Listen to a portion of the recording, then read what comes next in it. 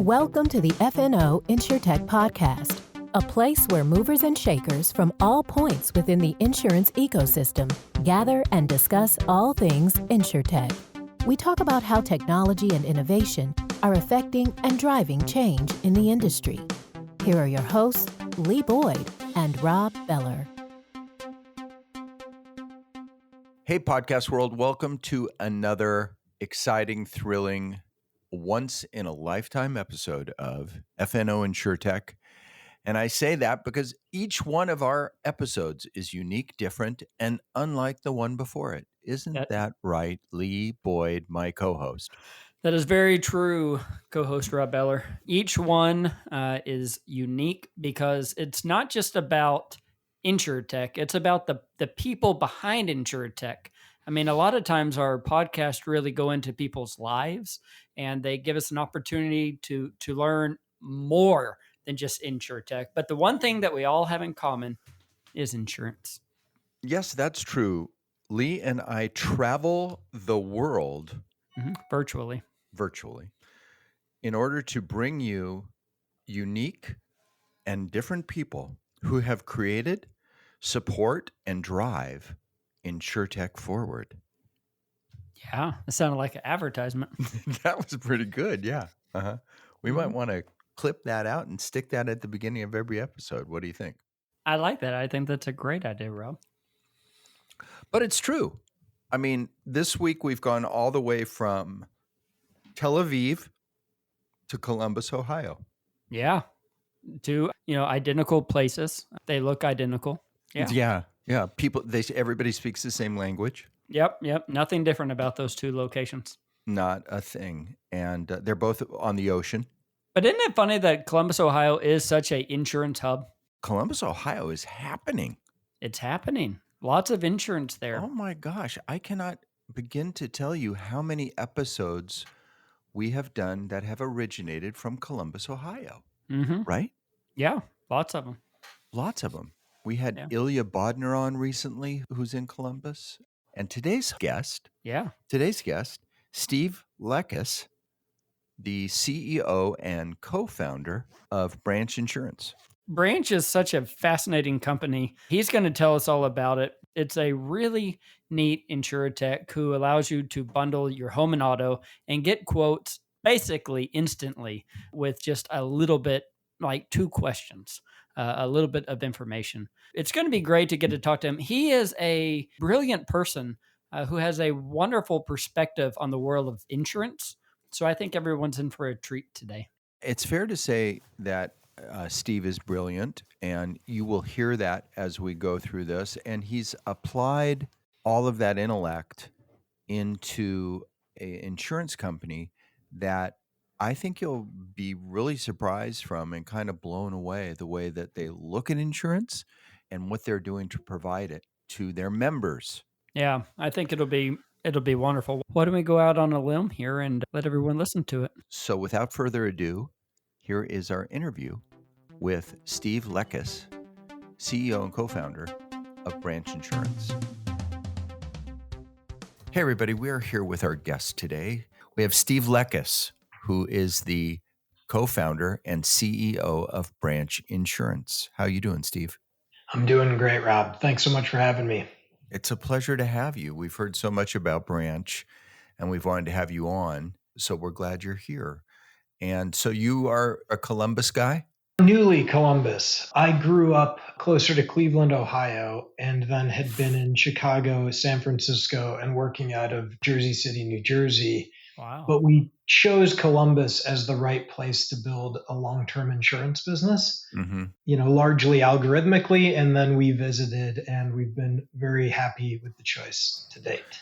The insurance infrastructure there is some of the best in the country. Obviously you agree with that? It is. There's a lot of insurance talent here. It wasn't one of our criteria for choosing it, oddly. We chose Columbus for a number of reasons. One of them is when you're making insurance in a competitive market, largely a commodity product, the cost of the creation of the business is passed back to your consumers. I've had a chance to do this in San Francisco, and it's a different competitive space to be in with that overhead. But also Columbus is wonderful because it's growing rapidly and people don't know about it. And so that I think an investor's mindset, it's always best to invest in something other people don't yet understand the value of. And it's really a great, great place to be building for many reasons, but those two included. Well, awesome. Well, let's jump into talking about Branch. Why don't we start by having you share with us what Branch Insurance is, what you guys do, and the space that you're in within the industry, and why are you an InsureTech? Yeah, thanks, Rob. Branch Insurance is a technological insurance company. We're full stack, but we're built in much more the cooperative ideal. We're a reciprocal exchange with a for-profit attorney in fact. The thing that Branch does that's really unique are many. We are the first ability for consumers to bundle home and car insurance digitally. We are the first ability for a consumer to buy an online umbrella product. We underwrite our products instantly. And so that can be binarily instantly, like we need your name and address, and then we give you prices. Right. We've never offered an insurance quote by the old archaic definition of a number that might not be the real number. And we also distribute through multiple channels where it can be advantageous to have an instant price for insurance. And we use all of these differentiated capabilities to bring really good insurance to the community. I use those words intentionally because insurance is a product of a group of people pooling their resources. And Branch seeks to reintroduce that old good concept that's really a thread from the noble purpose that insurance serves in society, which is enabling societal growth by allowing each of us to transfer and then take on risk. Right. And Branch's mission then is to make insurance less expensive so that more people can be insured. And as Branch fundamentally reduces the price of insurance, our 501c3 safety nest is designed to combat the financial exclusion of uninsurance and help more people be included in the safety that insurance provides. I mean, that's all fascinating. We were talking to somebody recently and they were saying Branch is the company to watch out for. You know, they are a big deal. You know, I want to ask you a question about bundling. You were saying that you were the first to bundle. Is that a difficult process for a company like yours to do? I know many of them out there are doing only homeowners right now. Why is it difficult to bundle your auto and home in those services? Yeah, Lee, it's a great question. There's a bunch of stuff in it. But first, it's a different underwriting skill set, right? Different philosophy, different data model. For most existing insurers and everyone who started with a single line of business, it means that you optimized first for a single product line and you typically then have different systems. And so then the regulators treat them separately. And so then you'll have different people. And ultimately, the industry has grown up around separate systems, people, P&Ls, incentive structures, and the agency historically has been the only moment where a consumer can actually see the advantage of bundling. And for agents, that means that they have a comparative rater for home and a comparative rater for auto. And for consumers, it means if you go out to a quote aggregator website, you can get a view of prices for one line of insurance. Mm-hmm. But insurance, the last 100 years of insurance is heavily built on the idea of bundling. And even to present day, the largest part of the premium market in personal P&C is people who own homes who also own cars. And because we have real savings and loss cost justification, our customers save real money by bundling, not just with Branch, but this has been around for decades. Right. And because of that, consumers want to bundle. They expect the convenience and savings of bundling. And it is quite hard to do, especially if you didn't build it to serve that consumer need and instead try to retrofit because you built two things that were both complex and then put them together. I see. So whenever you're selling your products, what separates you from, more of your legacy larger companies out there who sell, right? Your brick and mortar insurance companies. What separates you from, say, the State Farms, Progressives, those sort of companies? Yeah, there's a number of really big things. The first is the experience will be incredibly obviously different, right? I mean, even if you thought of just getting a quote for home insurance from one of those large incumbent insurers, we'll give you an instant price. And so on average, there's going to be about 150 fields you have to fill out to get a real price from an existing insurer. And with branch, it's name and address. That's just the beginning of it. The second and very tangible thing is that we allow consumers to buy insurance in moments that are relevant to them. And so that may be through an agent. That may be directly on our website. And that may be while they're buying a home or buying a car or home security. And so these ideas of bringing insurance that's frictionless in its acquisition to moments that are relevant to consumers has this wonderful, virtuous ability to flip the way we think about insurance today. And if I just describe that in a little less vagary, in the way that we make insurance prices, we price every policy so that the acquisition cost and commission is baked into the product. Sure. Right? It's why a company like Geico will, on average, save people money relative to the agency writers, right? We've known this for forever. It's also the reason that Allstate and State Farm are big, right? Because, especially Allstate, a company that started in the Sears catalog as a 7-question coupon that you mailed in, and the overhead was exceptionally low in a business that had Amazon-like distribution in its day. And so if you know that the acquisition cost is baked in, the existing business model of insurance is for consumers to have to find it, though it was not a need on its own. It's in all cases in home and car insurance a byproduct of another transaction, right? You bought a house, you bought a car, and as a result, you need insurance. And so because it's on you, the consumer, to go find it, we optimize our advertising budgets around getting you to think of us when you are finally shopping, because it's hard to buy. And you can ask any consumer, part of our retention in the industry is based on the fact that no one wants to deal with it because it's hard to do. Yes. And because this model is high customer effort, and because of that effort, I know you'll only shop 2 to 3 insurance companies when you do shop, then I will spend money to get you to think of me when you are shopping. And that spend underpins the cost of the product you ultimately pay.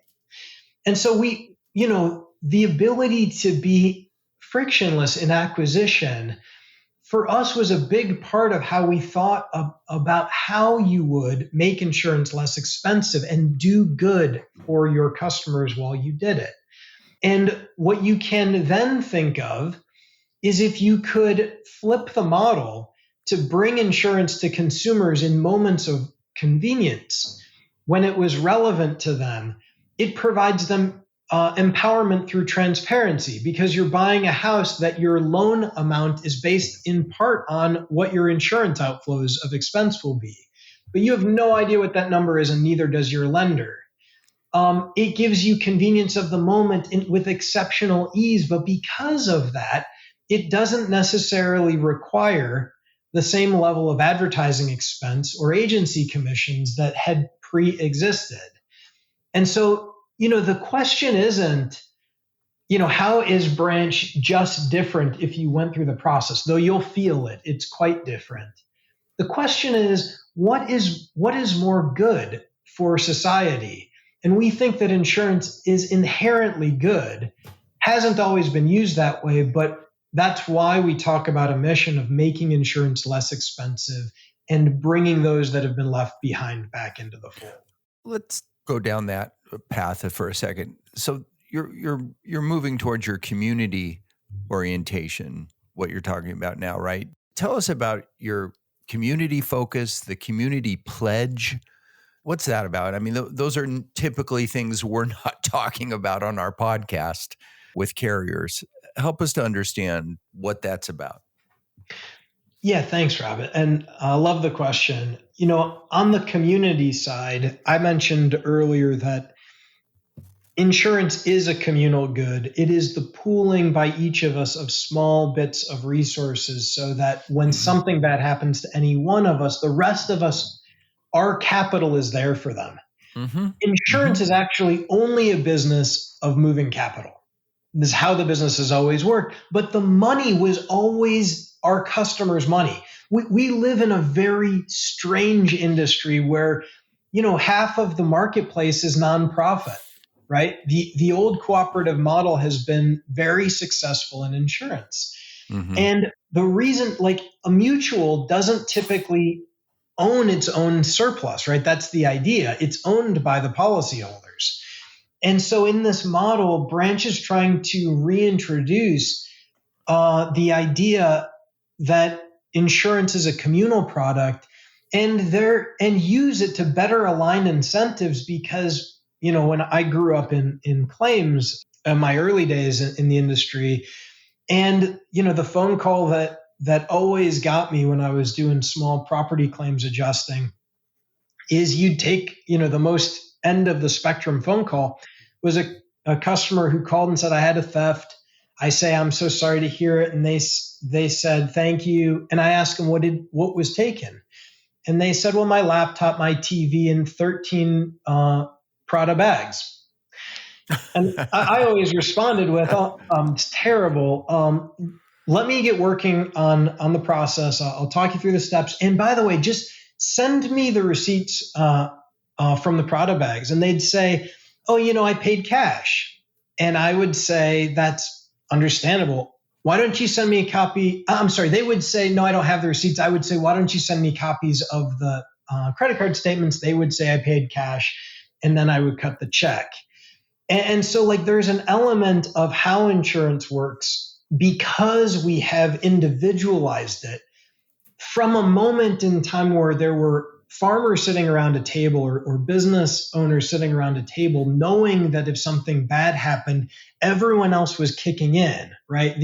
We evolved from assessable policies where the delta between premiums would come directly out of your pocket and we would frequently help each other rebuild. This is how it started in this country. And so this idea of community is an ancient idea, but it's the pure idea of how the product actually works. It's false to think that, I'm here, Branch is here and going to save you. Branch isn't. Branch is just facilitating the community's funds. And we're happy to show you how efficient it can be. And as a result, we've structured this in a for-profit cooperative, as I mentioned, which means that we don't do any better or worse if we pay a lot or a little in claims. And so in that model, we've tried to align incentives. And your question on community pledge, which is a very distinct kind of certain part of our product, we ask our members to take the community pledge.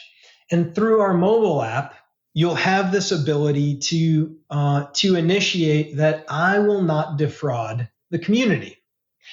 And if a person takes this step, then once they have taken the pledge, we allow them to expose their pledge to other people that they know who are also members of the Branch community.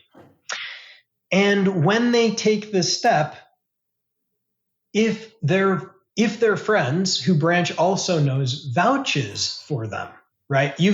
Rob's taken the pledge. He asks Lee to vouch for him all through the app, all technologically designed. Then in a few minutes, Rob will be getting a new insurance discount because we've sorted him in a way that technology allows to move non-fraud out of the bucket that we couldn't identify who was fraud and who wasn't. And as a result, we begin to reflect a different price for insurance. All of these methods are designed around, using technology to better serve our community.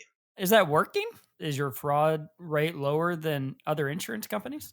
I would suggest it is. I mean, at least as far as the InsureTechs go, we've had really positive outcomes in the early days, which typically folks are trying to solve a loss ratio problem out of the gate. Right.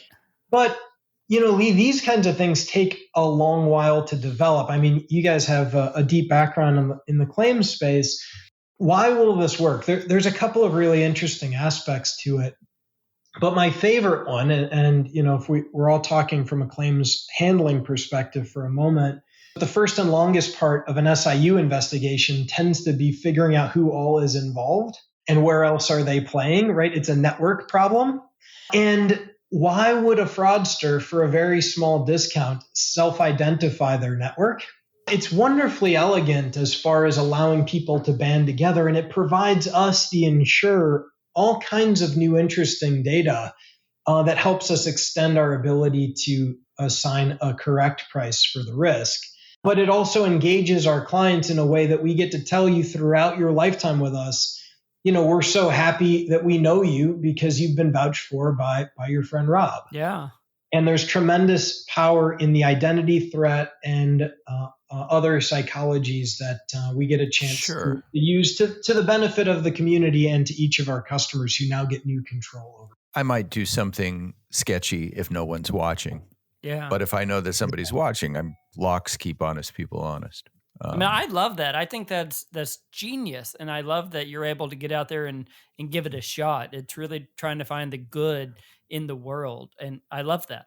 Well, Lee, it's funny too, because when we were in the earliest moments of the company, as we talked about the incentive conflicts, consumers, agents, company, like all through the value chain, so much of our business is around aligning incentives and trust. Right. And there is an element of someone has to take the first step. Right. I mean, we're an opaque business as an industry because the contract language is complex from decades and decades of litigation. And so how do consumers don't always know that they have all that they need when they have it, right? There's a game of odds here. And so our mantra, the way we talk with our members, is branches getting back to getting each other's backs. And we think that that's really all anyone wants, but it's way easier said than done. And I'm exceptionally proud that we have, 4.9 stars on Google reviews. Yeah, I saw that. Because we live it across the company, right? The wonderful aspect of being a mission-driven company and then tying your brand to the mission and then building your culture off of the brand is it allows your team to live the thing you ask them to be for your customers. And the discipline it requires of management is to live that with your team. And if you wire it right, it comes through pretty brightly. And that's been a really positive aspect of us delivering to our customers what we promised to them.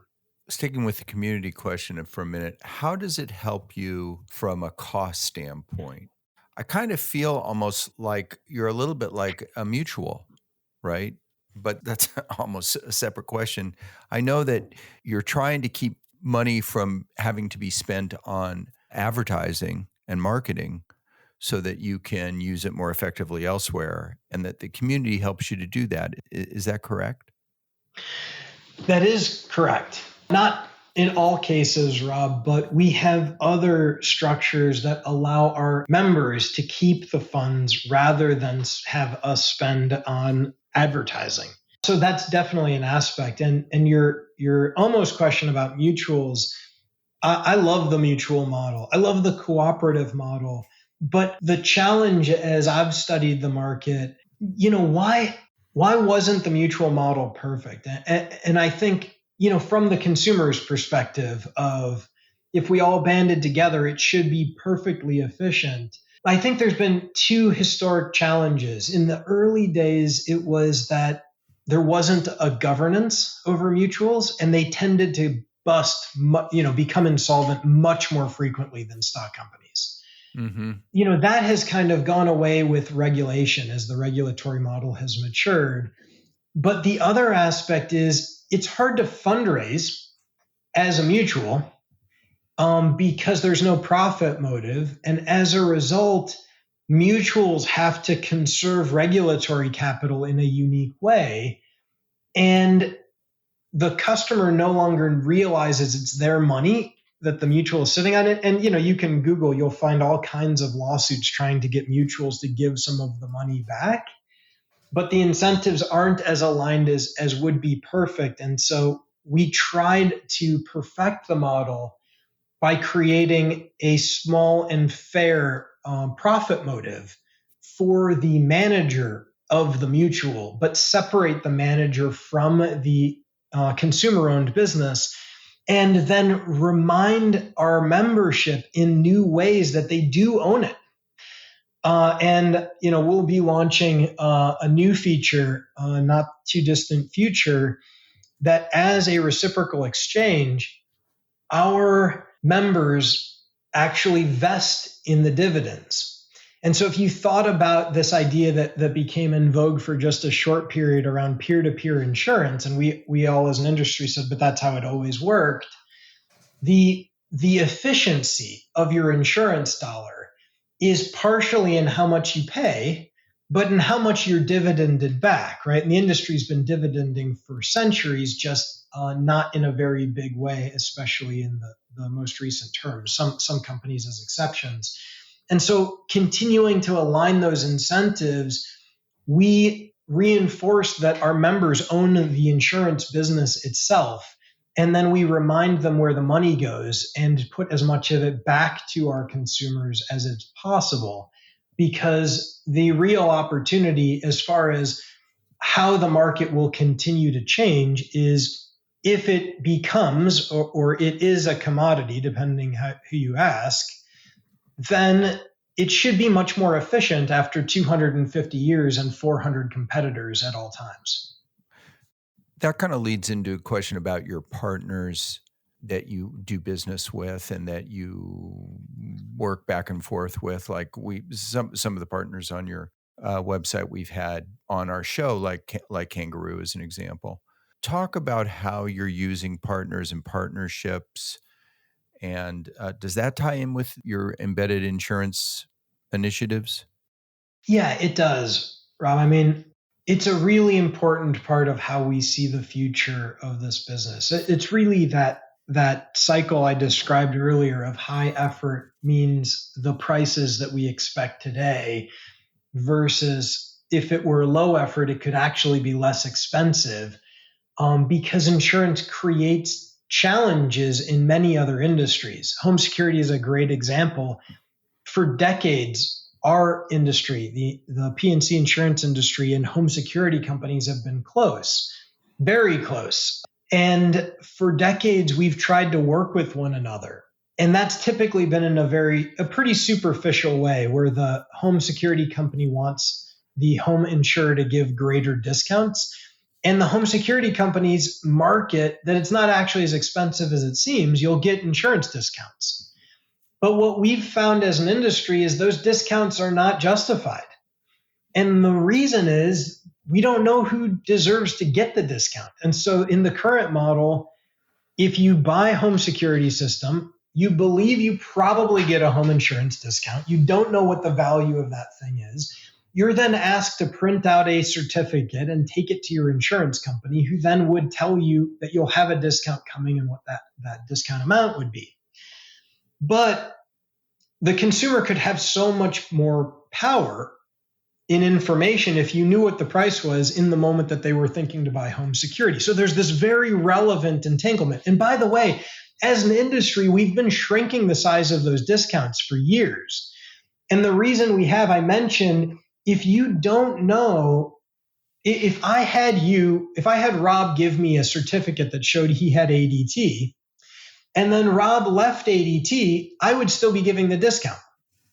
And then if Lee Correct. also had ADT, but he didn't call me, his insurance agent, for whatever reason, to let me know, then he would never get the discount. And when I do the actuarial study, I'm comparing people who have the discount according to our data, who are getting the discount, to everyone else.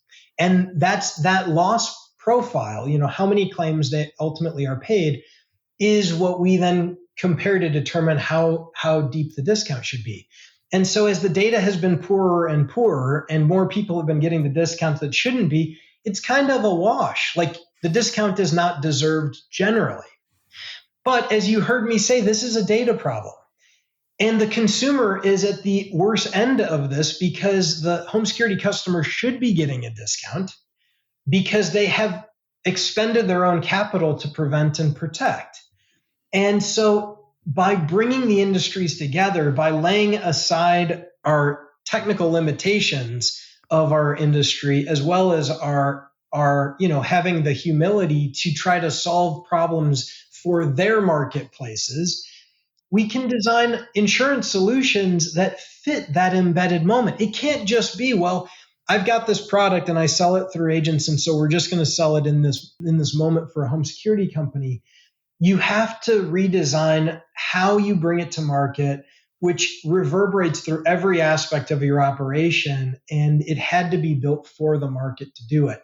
But absolutely, those partners that you see, companies like you mentioned Kangaroo or Rocket Mortgage and Quicken Loans or ADT, these are industries and companies where insurance has caused real friction for many, many years, and there hasn't been a solution, and the big loser has been the customer, and both industries feel the pain.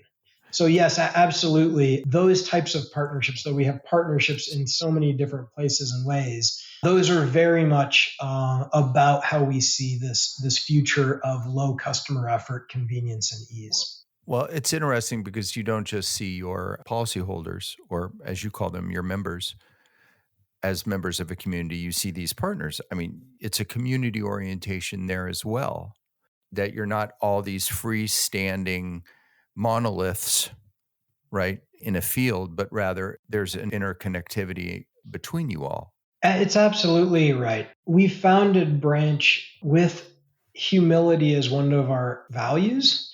And in humility, just saying that we're not the deity, we're not trying to create this big insurance brand that you've fallen in love with. We're trying to do something that's positive for society. And we think that the first good we'll do is for everyone generally, that insurance can be less expensive. And then we treat you like a human, and we try to ensure that all of our partners are doing really well. And so it comes through in all our counterparty transactions and all our partnerships. And, I love the outcomes we've gotten from consumers, because we have pretty normal insurance underwriting outcomes. And so with this kind of customer happiness, you could presume that, oh, well, they're probably just overpaying claims and customers are happy, or they're probably doing something else that doesn't make sense. But it's actually a much more humane version of insurance that people, it's easy to far exceed the expectation because everyone's conditioned from their history. And we serve a market that's not buying insurance for the first time, right? People who own homes who also own cars and seek convenience and savings. They've tended to have bought insurance a number of times before, and as a result, we're wowing them without compromising on underwriting integrity and doing positive things for society. Well, I think about another company who uses the phrase members. There are a few of them, as you know, and I think of USAA, who is a vendor. When you attend a meeting with USAA, they don't speak of their insureds, they speak of their members. On the claim side, when you go and interact with a USAA member, it's very common for them to say, I've been a USAA member since 1989 or since 2003 or for 38 years, and knowing exactly how long they've been with the company and how long they've been a part of it. And they really do feel a kinship and a membership to the company. And I think that makes probably on the claims end of it for better outcomes. I know from our own experience working claims for USAA that it's frequently a more pleasant experience for us, the claim vendor, working with a member of USAA. And it's because they are a member as opposed to an insured. They are a community, they do belong. And so I think it's really interesting that you guys are trying to bring that into a different part of the market. You're not an affinity company like USAA is with the military. It's a honorable and bold initiative that you guys have undertaken. Yeah, Rob, I agree with you. I mean, USA is a wonderful company. I think, they have this wonderful trifecta of a large affinity group, which they've expanded significantly over the years, a low cost business model, right? Already delivering on a direct basis, and then highly, highly bundled, right? Not just in insurance, but into the bank, into financial services. Correct. And the thing that then makes it all pop is that they are one of the few insurers that have a real singular focus, and it is all about the member experience. You can't talk to them about anything without speaking about the member experience. It's a wonderful aspect of USAA. And I've had a similar experience as a vendor to USAA. They work differently with you. Members as a naming convention is it's been used for reciprocals for ages because a reciprocal exchange is not a corporate entity. It exists only when the insurance department says, yes, this association of humans who are reciprocating a contractual agreement is now approved to insure itself. And so as a result, every reciprocal exchange, different than these other types of insurance models, is an association of a membership. That's where the name comes from. Yeah, like AAA. AAA, Erie, and Farmers are other well-known examples. But, there was a huge boom in reciprocal creation between 1900 and 1921. And then it kind of went out of fashion. The reason there was a boom is it was believed you couldn't regulate our freedom to contract. And so there were no surplus requirements. And so it went out of style, and there's only, I think it's something very small, less than 10%, like 6% or something of insurance companies are reciprocals. But it's come back in vogue a bit of late. Yeah, like that branch insurance is at it. That's right. Exactly like that. We are so enjoying this conversation. We have just a few more questions for you because I know you have to go make a living here, but I'm in California, and I already expressed this to Steve offline before we started that I'm incredibly angry at him that branch isn't available here because, as you might want to know, I am shopping for a bundled policy right now. So are you coming to California? Is that happening? You guys are only in 7 or 10 states, something like that? 8. We launched Oklahoma on Monday. So I think Congratulations. We just impressed about it. Yeah, thanks so much. Yeah, Rob, the wonderful and difficult thing about starting from scratch is, the regulations exist for good reason, but they're a high barrier to entry. And one of those barriers is geographic expansion. The model is such that it's built so that you can be domiciled in a state and then have other states recognize that license. But many states have regulations that say, well, you can't come here until you've got 1 year of operating history, 2 years, 3 years, or 5 years of operating history, which people call seasoning. And so, that's it's just to get a good look and make sure that you're good enough in this marketplace. Yeah. But it definitely slows down how fast you can get places. And that said, Branch has been working on this for some time. You can imagine serving some of the big brands that we serve, that we've got to match their footprint. And so you'll see us coming to California on the shorter term. Good. But you should wait before you shop. Okay. Then that leads me to my next question.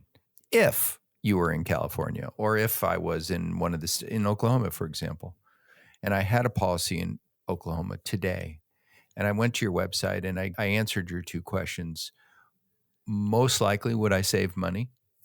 Yeah, most likely you'll save money.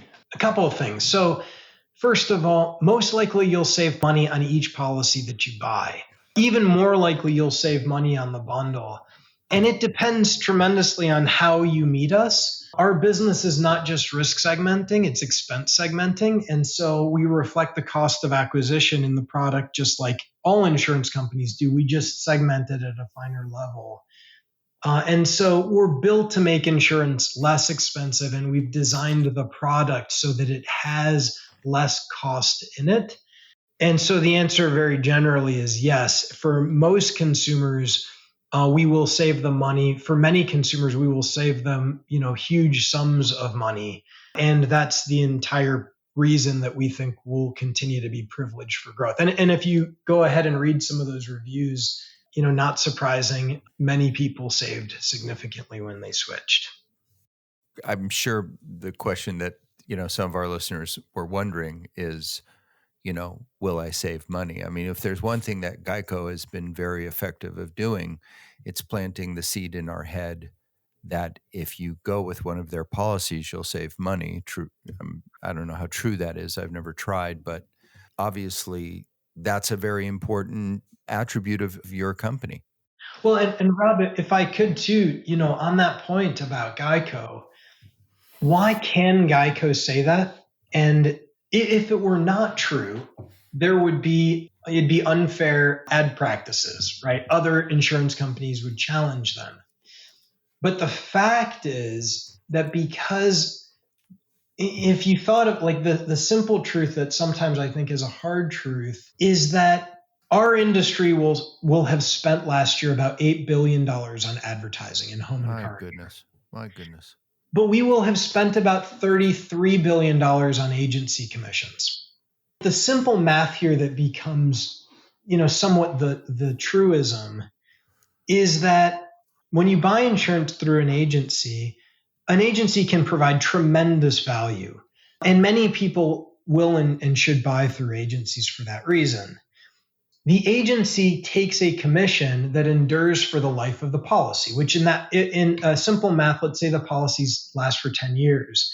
If the policy was $1,000, then the agency, if they're getting 10%, to make it simple, is getting a cut of $1,000, right? Now, Geico has only an upfront spend, and that makes it painful. It's why you'll see some of the InsureTechs that have gone public with really difficult near-term economics, because in a direct-to-consumer business, you're spending your acquisition cost in advance of any revenue, right? Mm-hmm. Right. And so in Geico's model, for simple math, they'll spend $500 per acquisition, and it's all upfront. And so if you run through that math, then Geico can amortize the $500. And if it was 10 years, where the agency customer is spending $100 per year, Geico's customer is going to spend $50 a year. So it's half. Well, in the simple math, it actually works out to be significantly less than half, but it comes out to be, call it between 11 and 15% on average relative to the market in savings. And this is why Geico gets to say it unchallenged, because on average, that business model advantage that Buffett calls their moat it's just math. Like there's nothing mysterious about it, right? This presumes that everyone has the same loss profile, right? And so if you're a national writer writing just about everyone and everything, then you probably all do have a similar loss profile. Correct. And then you're differentiating based on your expense structure. And that's the challenge. And that, we've seen a lot of the market shifting towards Geico and Progressive Direct because the price differential. But it's, I only say it because people ask me this question frequently. And from my perspective, it's moving capital, right? And so it's all about math. And that's the math. We've run out of time, but I'm upset that there's several things left on my list that I wanted to cover with you. I mean, we didn't even really get to talk about Steve much. Your resume, for those of us who are insurance people, you have an amazing resume. And it kind of gets back to something that we were talking about before. One of my things that is on my mind lately are people like yourself who have a deep insurance background, who've taken that deep insurance background into insurance technology or into an InsureTech, if you will, if you don't mind me calling you guys that. Please. I think that's such a potent combination. And at some point in the near future, we'd love to have you back on, because I'd really like to talk about you and talk about your experiences, because I'm sure, knowing how thoughtful you are, that branch is kind of the natural progression and sum total of this really interesting background that you have. It all added up together, and branch kind of came out of it. We can't thank you enough for being with us. And like I said, we have to have you back on. I hope you'll consent to that. We won't let you get off the air unless you consent to that. No, I'm happy to. I really appreciate you having me. I'm really glad to spend the time. Okay. Well, we appreciate having you, Thank you so and much. hearing all about Branch. Thank you. You know, Lee, Steve said something that totally, completely resonated with me, and that is, there hasn't been a lot of innovation about insurance product, especially from a customer-facing standpoint, right? I mean, there hasn't. That was an interesting point. I mean, insurance is still kind of insurance. You Yeah. might buy it differently. Yeah. Do you That's agree true. with that? I would be very interested to see what they come up with. What other product is there, right? There's been the staples for so many years. Is there another thing that we need to be insured for that we're actually losing out on now that we're not insured? And maybe that's like we talked on a couple of podcasts ago about events or rentals made for Airbnbs. I don't know. I don't know what that would be. I think that it was really refreshing to hear his story, or really the information about the company, because like we said, we didn't really get to his story, but the information about his company, and just that they're trying to look at this very differently Yeah. and do it very differently, even from their corporate structure being a reciprocal exchange from the beginning. Super interesting. Yeah, I agree. I thought it was wonderful. It's always a wonderful time to have somebody like that on who really has a passion for what they do. And then you can just hear it whenever they talk. I think we're safe to say, pretty smart guy too. Yeah, the whole time we were saying, wow, this guy's very smart. Yeah. Lee and I kept looking at each other. We're on video, and we kept looking at each other going, oh my God, this guy's smart. Yeah. So anyways, big thanks to Steve Lekas for being with us and for making the time and sharing the information. And I hope I get to buy their insurance soon, because I really need it. And if anyone's listening out there to this, please help me find a bundled auto home policy in California. Would you? If that's your business, I'm interested. You can reach me at fnoinsuretech.com. Thank you to Al Moya and Alicia Moss, who, without them, this podcast would not exist. Is that fair to say, Lee? 100%. So big thanks to them. And thanks most of all to you, who I guarantee you, without you, it wouldn't exist. And so until next time, we'll just say Goodbye, everybody.